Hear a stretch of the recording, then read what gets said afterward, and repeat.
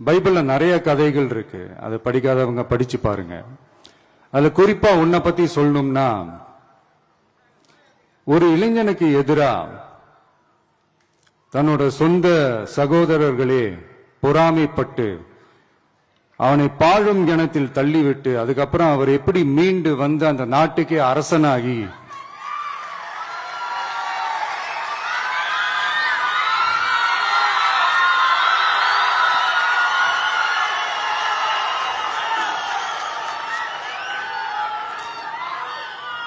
அந்த நாட்டுக்கே அரசனாகி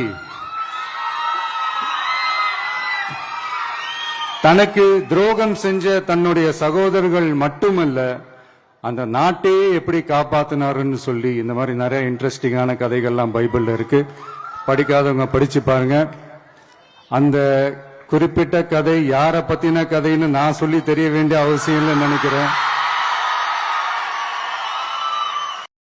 கோவப்படாதீங்க சார். என்கிட்ட எல்லாம் கோவப்படுறதுனால 10 பைசாவுக்கு பிரயோஜனம் இல்ல. என்கிட்ட எல்லாம் கொஞ்சம் கூலிங்கா நடந்துக்கங்க. அதான் உங்களை மாதிரி ஆளுங்களுக்கு டீசென்ட்.